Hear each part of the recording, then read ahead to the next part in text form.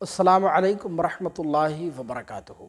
रमज़ानुल मुबारक में तिलावत किया हुआ कुरान पाक किसको बख्शते हैं, कौन से दिन बख्शना चाहिए, उसकी दुआ कैसे मांगनी चाहिए, और क्या रमज़ान में तिलावत किया हुआ कुरान पाक मस्जिद में बख्शवाना ज़रूरी है या हम अपने घर पर ख़ुद से भी उसको बख्श सकते हैं, ख़ुद से भी उसको इसाले सवाब कर सकते हैं।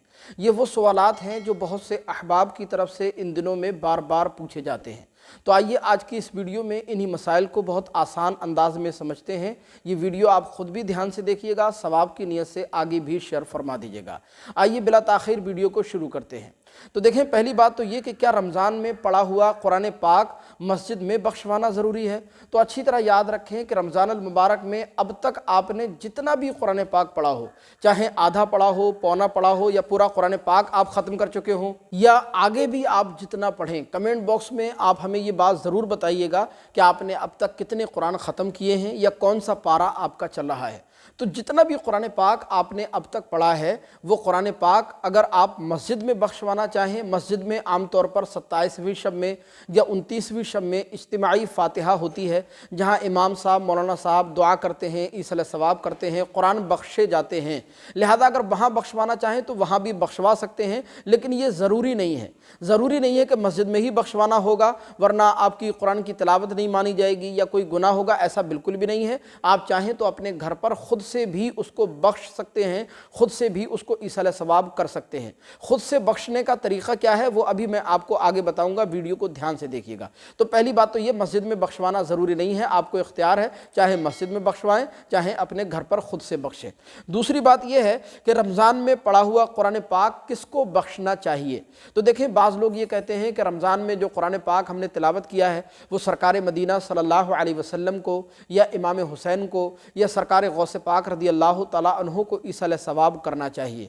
तो देखिए, ये बहुत अच्छी बात है। अगर आप रमज़ानुल मुबारक में अपना तिलावत किया हुआ कुरान पाक सरकार को बख्शें या इमाम हुसैन को इसाले सवाब करें, सरकार गौस पाक को या किसी भी बुज़ुर्ग को इसाले सवाब करें, ये बहुत बड़ी सआदत मंदी की बात है। लेकिन ये कोई फ़र्ज़ या वाजिब नहीं है कि सिर्फ़ हुजूर को ही बख्शना है या सिर्फ़ इमाम हुसैन को ही बख्शना है या सिर्फ़ सरकार गौस पाक को ही बख्शना है। ये कोई फ़र्ज़ या वाजिब नहीं है, ऐसा बिल्कुल भी नहीं है। आपको इख्तियार है, आप जिसको चाहें उसको बख्श सकते हैं, जिसको चाहें अपना रमज़ान का पढ़ा हुआ कुरान पाक जिसको चाहें उसको इसाले सवाब कर सकते हैं। बल्कि बेहतर इसका तरीक़ा यह है कि आपने जो रमज़ानुल मुबारक में कुरान पाक पढ़ा है वो सरकार को, तमाम अंबिया कराम को, हज़रत इमाम हुसैन को, सरकार गौस पाक को, तमाम बुज़ुर्गों को और आपके जो अज़ीज़ व क़ारिब दुनिया से रुख़सत हो चुके हैं उनका नाम लेकर उनको जो है सबको इसाले सवाब करें, सबको उसका सवाब पहुँचाएँ।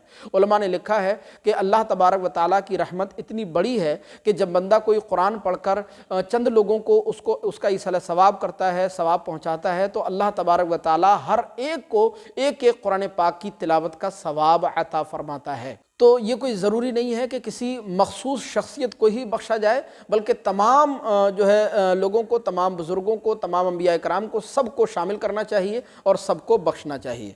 तीसरी बात यह कि रमज़ानुल मुबारक में पढ़ा हुआ कुरान पाक कौन से दिन बख्शना चाहिए।